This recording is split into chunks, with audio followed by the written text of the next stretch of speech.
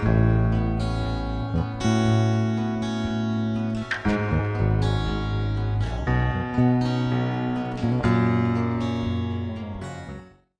sejahtera bagi kita sekalian, Bapak Ibu Saudara-saudara. Hari ini kita ada di hari yang ke-146 dalam gerakan membaca Alkitab. Dan sebelum kita akan membaca firman di saat ini, marilah kita berdoa. Bapa kami yang di sorga, kami bersyukur kepadamu dengan segala penyertaan yang telah Tuhan berikan kepada kami. Kami pun menikmati hari-hari hidup yang Engkau berikan bagi kami sekalian. Dan saat ini tuntunlah kami semua yang akan membaca firman-Mu, supaya kami punya keyakinan iman yang teguh untuk selalu hidup bertumbuh dan berbuah dalam perjalanan hidup kami dengan melakukan setiap kebenaran firman-Mu dalam kehidupan kami. Inilah doa kami ya Tuhan, di dalam nama Tuhan Yesus kami berdoa. Amin. Saudara-saudara, di hari ini kita akan membaca firman Tuhan dalam Nehemia 11 sampai Nehemia pasal yang ke-13. Para pemimpin bangsa menetap di Yerusalem, sedang orang-orang lain membuang undi untuk menentukan 1 dari 10 orang yang harus menetap di Yerusalem, kota yang kudus itu, sedang yang 9 orang lagi tinggal di kota-kota yang lain. Orang-orang memuji setiap orang yang rela menetap di Yerusalem. Inilah kepala-kepala provinsi Yehuda yang menetap di Yerusalem. Sedang di kota-kota di Yehuda setiap orang, yakni orang-orang Israel awam, para imam, orang-orang Lewi, para budak di bait Allah, dan keturunan para hamba Salomo tinggal di tanah miliknya di kotanya sendiri. Di Yerusalem tinggal orang-orang dari Bani Yehuda dan Bani Benyamin, dari anak-anak Yehuda, Ataya bin Usia bin Sakaria bin Amaria bin Sefaca bin Mahalel dari Bani Peres, dan Maaseya bin Baruk bin Kolhose bin Hasaya bin Adaya bin Yoyarib bin Sakaria, keturunan orang Shela. Sebuah Bani Peres yang tinggal di Yerusalem berjumlah 468 orang yang gagah perkasa. Dan inilah Bani Benyamin, Salu bin Mesulam bin Yoed bin Pedaya bin Kolaya bin Maasyea bin Itiel bin Yesaya. Dan sesudah dia, Gabai, Salai, 928 orang. Yuel bin Sikri adalah pengawas mereka, sedang Yehuda bin Hasenua adalah wakil penguasa kota. Dari para imam, Yedaya bin Yoyarib, Yakin, Seraya bin Hilkia bin Mesulam bin Sadok bin Merayot bin Ahitub, pemuka rumah Allah. Dan saudara-saudara mereka yang bertugas di rumah itu 822 orang. Pula Adaya bin Yeroham bin Pelalia bin Amsi bin Sakaria bin Pasyur bin Malkia, dan saudara-saudaranya, kepala-kepala kaum keluarga 242 orang, dan Amasai bin Asarel bin Asai bin Mesilemot bin Imer. Dan saudara-saudara mereka, pahlawan-pahlawan yang gagah perkasa, 128 orang dengan Sabdiel bin Gedolim sebagai pengawas mereka. Dari orang-orang Lewi, Semaya bin Hasub bin Asrikam bin Hasabya bin Buni. Pula Sabetai dan Yosabat, kepala-kepala orang-orang Lewi yang mengawasi pekerjaan di luar rumah Allah. Lalu Matanya bin Mika bin Sabdi bin Asaf, pemimpin yang mengangkat nyanyian syukur dalam doa, dan Babukya, orang kedua di antara saudara-saudaranya, dan Abda bin Samua bin Galal bin Yedutun. Semua orang Lewi di kota kudus ada 284 orang. Para penunggu pintu gerbang, Akub dan Talmon, dengan saudara-saudara mereka yang mengadakan penjagaan di pintu-pintu gerbang, berjumlah 172 orang. Selebihnya dari orang-orang Israel, awam, dan dari para imam, dan orang-orang Lewi ada di semua kota Yehuda, masing-masing di tanah pusakanya.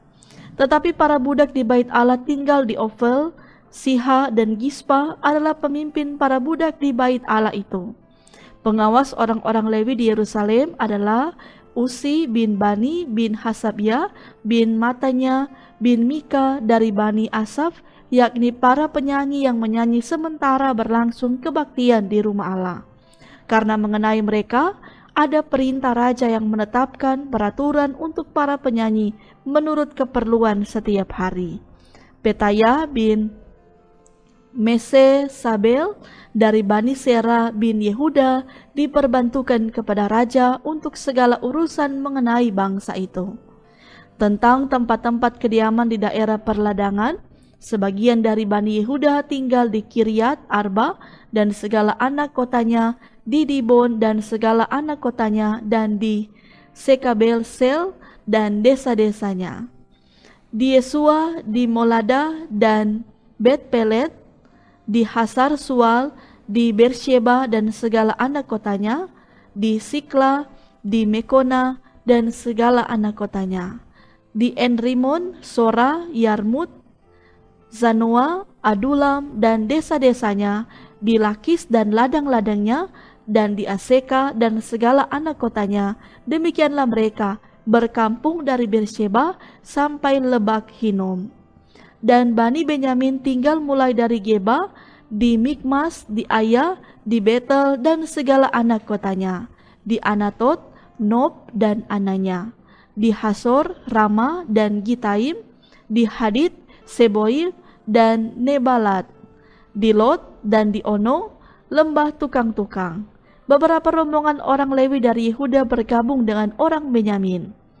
Inilah para imam dan orang-orang Lewi yang berangkat pulang bersama-sama Serubabel bin Sealtiel dan Yesua, Seraya, Yeremia, Esra, Amaria, Maluk, Hatus, Sekanya, Rehum, Meromot, Ido, Ginetoy, Abia, Minyamin, Maya, Bilga, Semaya, Yoyarib, Yedaya, Salu, Amok, Hilkiah, dan Yedaya.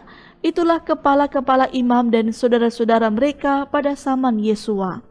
Dari orang-orang Lewi, Yesua, Binui, Kadmiel, Serebia, Yehuda, dan Matanya. Matanya ini dan saudara-saudaranya memimpin nyanyian syukur. Sementara Bakbukia dan Uni dan saudara-saudara mereka berdiri di hadapan mereka itu menurut kelompok-kelompok tugas. Yesua memperanakan Yoyakim, dan Yoyakim memperanakan Eliasib, dan Eliasib memperanakan Yoyada, dan Yoyada memperanakan Yonatan, dan Yonatan memperanakan Yadua. Pada zaman Yoyakim yang menjadi imam adalah kepala-kepala kaum keluarga ini: Meraya dari kaum keluarga Seraya, Hanaya dari kaum keluarga Yeremia, Mesulam dari kaum keluarga Esra, Yohanan dari keluarga Amaria, Yonatan dari kaum keluarga Meliku, Yusuf dari kaum keluarga Sebanya, Adna dari kaum keluarga Harim, Helkai dari kaum keluarga Merayot, Sakaria dari kaum keluarga Ido, Mesulam dari kaum keluarga Gineton, Sikri dari kaum keluarga Abia, dari kaum keluarga Minyamin, Piltia dari kaum keluarga Moaja, Samua dari kaum keluarga Bilga, Yonatan dari kaum keluarganya Semaya, Matnai dari kaum keluarga Yoyarib, Usi dari kaum keluarga Yedaya, Kalai dari kaum keluarga Salai, Heber dari kaum keluarga Amok, Hasabia dari kaum keluarga Hilkiah, dan Netanil dari kaum keluarga Yedaya. Tentang orang-orang Lewi, para kepala kaum keluarga mereka tercatat pada zaman Eliasib, Yoyada, Yohanan, dan Yadua, sedang para imam tercatat sampai pemerintahan Darius orang Persia itu. Kepala-kepala kaum keluarga anak-anak Lewi tercatat dalam kitab sejarah sampai zaman Yohanan bin Eliasib. Inilah para kepala orang-orang Lewi: Hasabia, Serebia, Yesua bin Kadmiel, dan saudara-saudara mereka yang berdiri di hadapan mereka untuk menyanyikan puji-pujian dan syukur sesuai dengan perintah Daud, abdi Allah itu, kelompok di samping kelompok. Matanya, Babukya, Obaja, Mesulam, Talmon, dan Akub adalah penunggu-penunggu pintu gerbang yang mengadakan penjagaan di gudang-gudang perlengkapan pada pintu-pintu gerbang. Mereka itu hidup pada zaman Yoyakim bin Yesua bin Yosadak dan para zaman Bupati Nehemia dan Imam Esra ahli kitab itu. Pada pentabisan tembok Yerusalem, orang-orang Lewi dipanggil dari segala tempat mereka dan dibawa ke Yerusalem untuk mengadakan pentabisan yang meriah dengan ucapan syukur dan kidung dengan ceracap, gambus, dan kecapi. Maka berkumpullah kaum penyanyi dari daerah sekitar Yerusalem, dari desa-desa orang Netofa, dari Bet Gilgal, dari Padang Geba, dan Asmawet, karena para penyanyi itu telah mendirikan desa-desa sekitar Yerusalem. Para imam dan orang-orang Lewi mentahirkan dirinya, lalu mentahirkan seluruh umat itu, dan kemudian pintu-pintu gerbang dan tembok. Lalu aku mempersilakan para pemimpin orang Yehuda naik ke atas tembok dan kubentuk dua paduan suara yang besar. Yang satu berarak ke kanan di atas tembok ke jurusan pintu gerbang sampah. Di belakangnya berjalanlah Hosaya dengan sebagian dari para pemimpin orang Yehuda. Pula Asaria, Esra, Mesulam, Yehuda, Benyamin, Semaya, dan Yeremia.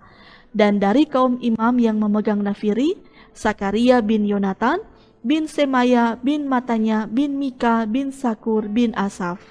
Dan saudara-saudaranya yakni Semaya, Asarel, Milalai, Gilalai, Maai, Netanel, Yehuda, dan Hanani dengan bunyi-bunyian Daud, abdi Allah itu, sedang Esra ahli kitab itu berjalan di depan mereka. Lalu pada pintu gerbang mata air mereka langsung naik tangga-tangga kota Daud, pada jalan pendakian tembok, lewat istana Daud, dan berjalan sampai pintu gerbang air di sebelah timur. Dan paduan suara yang kedua berarah ke kiri, dan aku mengikutinya dengan sebagian dari orang-orang itu melalui tembok dan menara perapian sampai tembok lebar. Lalu kami melalui pintu gerbang Efraim, pintu gerbang lama, pintu gerbang ikan, menara Hananel, dan menara Mea sampai pintu gerbang domba. Mereka berhenti di pintu gerbang penjagaan. Kemudian kedua paduan suara itu berdiri di rumah Allah. Demikian juga aku bersama-sama sebagian dari para penguasa dan para imam, yakni Eliakim, Maasea, Miyamin, Mika, Elio, Enai, Sakaria, Hanaya dengan memegang nafiri, dan Maasea, Semaya, Eliasar, Usi, Yohanan, Malkia, Elam, dan Eser. Lalu para penyanyi memperdengarkan kidung di bawah pimpinan Yisraya. Pada hari itu mereka mempersembahkan korban yang besar. Mereka bersukaria karena Allah memberi mereka kesukaan yang besar. Juga segala perempuan dan anak-anak bersukaria, sehingga kesukaan Yerusalem terdengar sampai jauh. Pada masa itu beberapa orang diangkat untuk mengawasi bilik-bilik perbendaharaan, bilik-bilik untuk persembahan khusus, untuk hasil pertama dan untuk persembahan persepuluhan, supaya sumbangan yang menurut hukum menjadi bagian para imam dan orang-orang Lewi dikumpulkan di bilik-bilik itu sesuai dengan ladang setiap kota. Sebab Yehuda bersukacita karena para imam dan orang-orang Lewi yang bertugas. Karena merekalah yang melakukan tugas pelayanan bagi Allah, mereka dan tugas pentahiran, demikian juga para penyanyi dan para penunggu pintu gerbang, sesuai dengan perintah Daud dan Salomo anaknya. Karena sudah sejak dahulu, pada zaman Daud dan Asaf, ada pemimpin-pemimpin penyanyi, ada nyanyian pujian dan nyanyian syukur bagi Allah. Pada zaman Serubabel dan Nehemia, semua orang Israel memberikan sumbangan bagi para penyanyi dan para penunggu pintu gerbang sekadar yang perlu tiap-tiap hari dan mempersembahkan persembahan kudus kepada orang-orang Lewi. Dan orang-orang Lewi mempersembahkan persembahan kudus kepada anak-anak Harun. Pada masa itu bagian-bagian daripada kitab Musa dibacakan dengan didengar oleh rakyat. Didapati tertulis dalam kitab itu bahwa orang Amun dan orang Moab tidak boleh masuk jemaah Allah untuk selamanya. Karena mereka tidak menyongsong orang Israel dengan roti dan air, malah mengupah Bileam melawan orang Israel supaya dikutukinya. Tetapi Allah kami mengubah kutuk itu menjadi berkat. Ketika mereka mendengar pembacaan Taurat itu, mereka memisahkan semua peranakan dari orang Israel. Tetapi sebelum masa itu, Imam Eliasib yang diangkat untuk mengawasi bilik-bilik rumah Allah kami dan yang mempunyai hubungan erat dengan Tobia, menyediakan sebuah bilik besar bagi Tobia itu.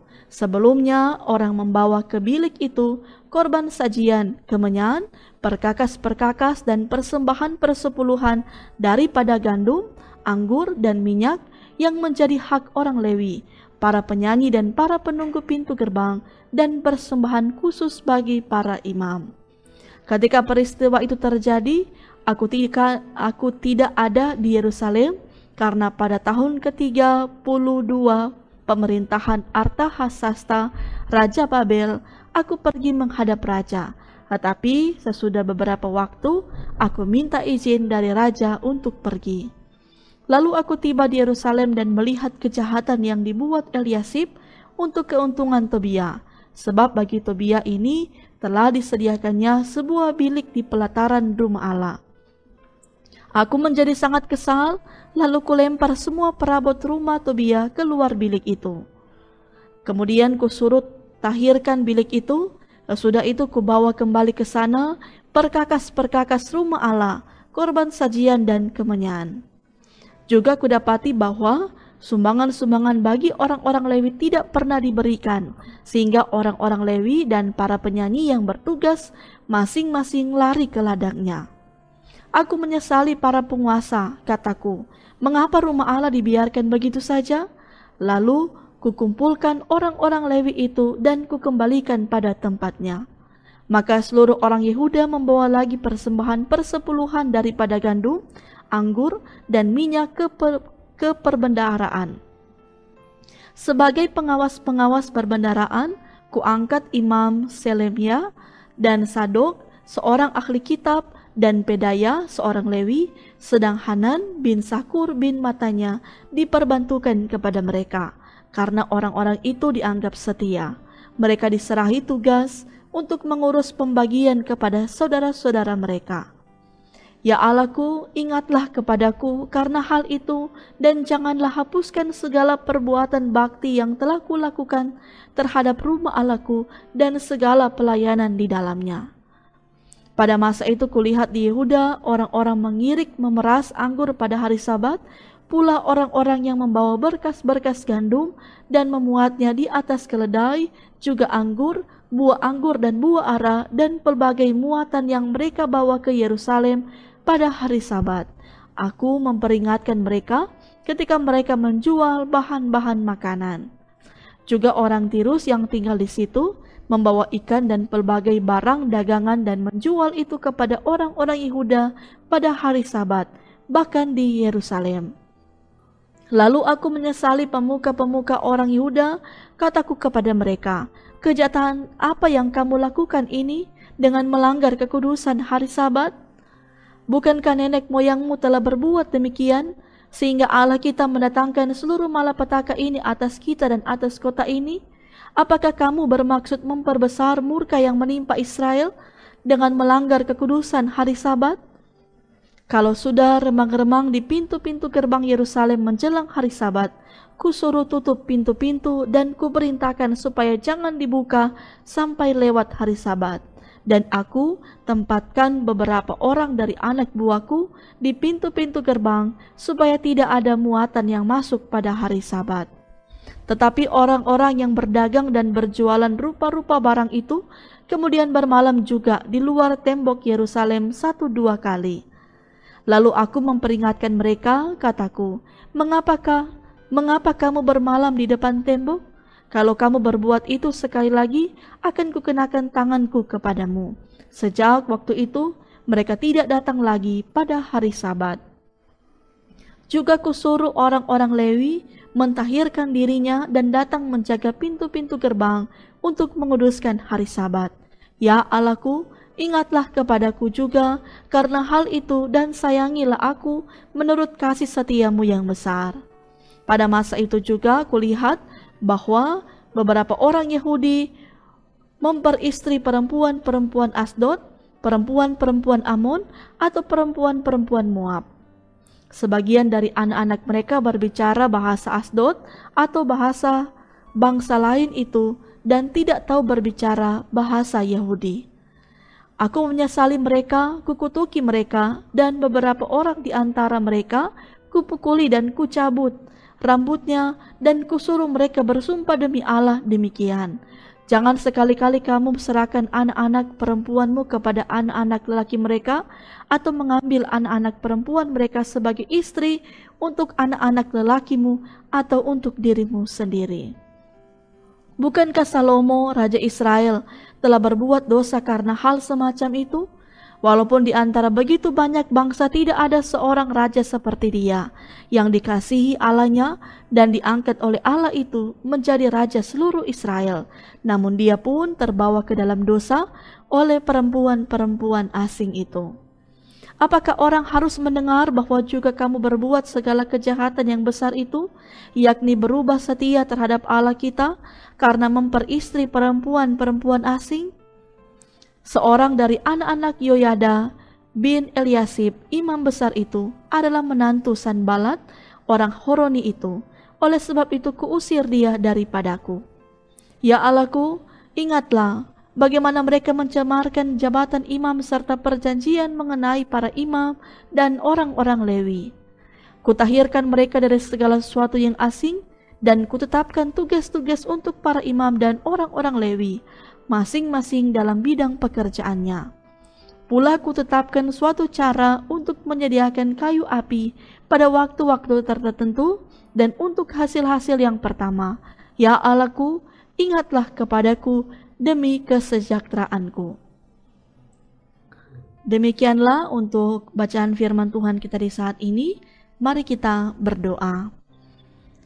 Terima kasih ya Bapa di surga, kami semua boleh dicurahkan hikmat yang berasal daripada Tuhan, sehingga kami pun boleh membaca firman-Mu bersama, dan sehingga kami akan percaya firman-Mu lah yang akan selalu menuntun kami untuk dapat menjadikan orang-orang yang selalu hidup bertumbuh dan berbuah dalam kehidupan ini. Dan ya Bapa di surga, tuntunlah juga setiap perjalanan kehidupan kami, biarlah kami dapat mengikuti dan melakukan segala kehendak-Mu, segala perintah-Mu dalam setiap tugas dan tanggung jawab kami di tengah-tengah hidup yang telah Tuhan anugerahkan. Lewat pekerjaan, usaha, pendidikan, kami yakin percaya kami semua akan dibimbing Tuhan untuk dapat menjalankan dan menyelesaikan semuanya itu, sehingga kami pun boleh merasakan segala berkat-berkat Tuhan di sepanjang hari ini ketika kami dituntun dan disertai oleh Tuhan. Karena itu kami akan percaya seluruh kehidupan kami sepanjang hari ini semuanya ada dalam kendali dan penyertaan Tuhan. Inilah doa kami ya Tuhan, di dalam nama Tuhan Yesus kami berdoa. Amin. Terima kasih Bapak Ibu Saudara-saudara yang selalu setia mengikuti gerakan membaca Alkitab di saat ini. Mari kita semakin giat dan tekun untuk membaca firman-Nya. Tuhan Yesus senantiasa memberkati kita sekalian. Shalom, damai di hati.